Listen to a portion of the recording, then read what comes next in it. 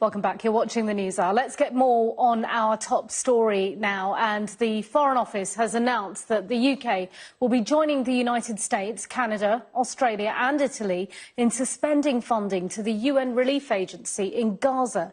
It comes after claims some of its workers were involved in the October 7th Hamas attacks on Israel.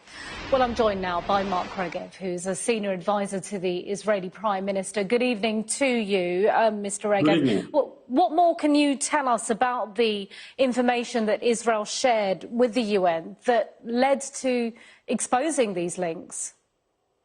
Documented information, clear information, ironclad information that UNRWA staff were involved in that terrible attack on Israeli civilians on October 7th. They were part of the force that stormed the border, that came into Israel, a force, as you know, that burnt people alive, that beheaded, that raped, that massacred people. They were part. Those UNRWA staffers were part of those crimes against humanity. Think about this.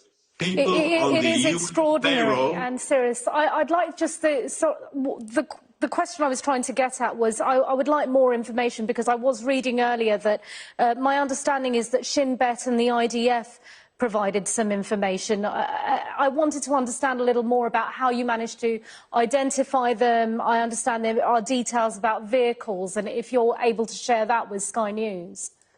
So a lot of the information is information that Hamas itself put up. As you know, there have been war criminals in the past who have hidden their war crimes or tried to hide their war crimes, while Hamas went live on social media and posted a lot of the material. So you actually see the faces and the people involved in a lot of the crimes.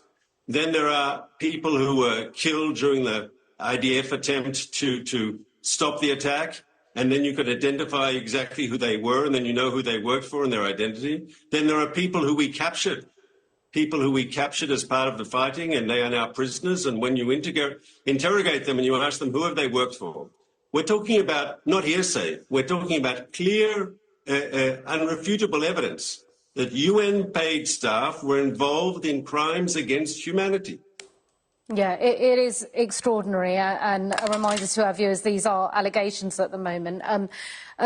Philippe Lazzarini, the UNRWA chief, has said, or UNRWA chief, has said that they've made the decision to sack some of these staffers to protect the agency's ability to deliver humanitarian assistance.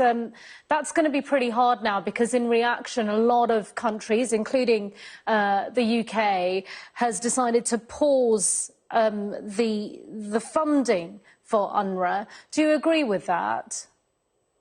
Yes, and I'll tell you why. Because the October 7th massacre, the involvement of UNRWA staff in the murders, in the massacres, in the rapes, in the beheadings, unfortunately, that's not an aberration. They would like to think, oh, this is just a few bad apples.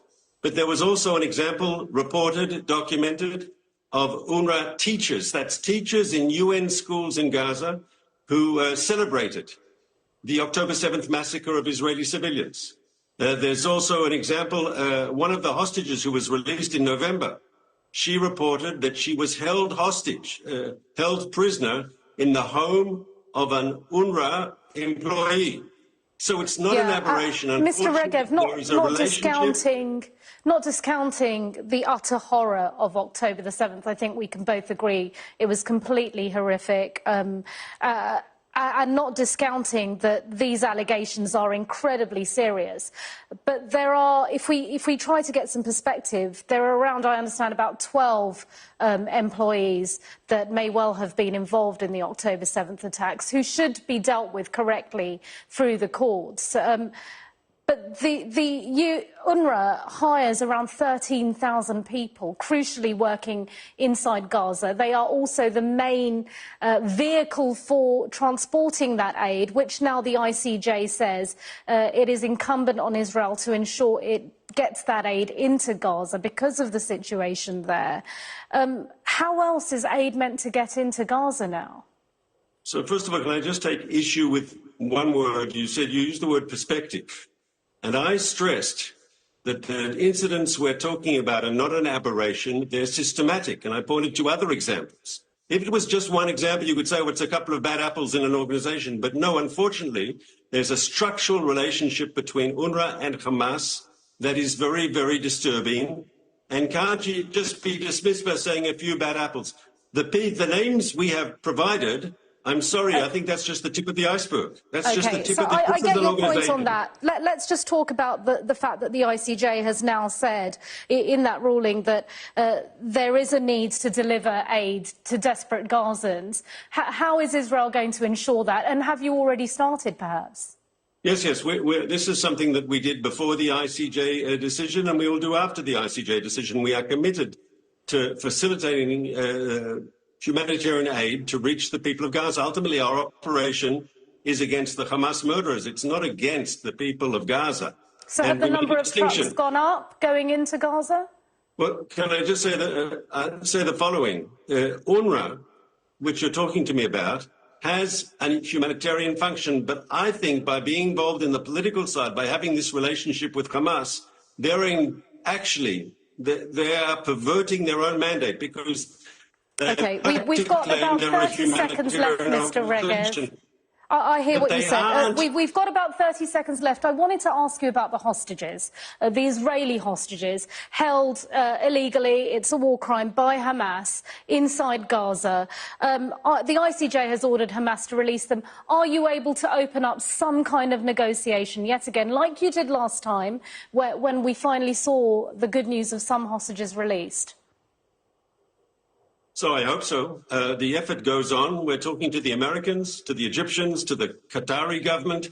We want to see another round of releases. Like we did in November, we're willing to give a humanitarian pause to allow that to happen. We will do everything we can to have our hostages released. Unfortunately, they're being held by the Hamas killers who don't give a hoot about international law or, frankly, about the ICJ. And we will have to see, but we will embrace all opportunities to see our hostages come home. OK, thank you so much for bearing with me to try and squeeze in as many of those questions as possible. Mark Regev, good to have you with us tonight. Thank you. Thanks for having me. We've just got time for some weather for you.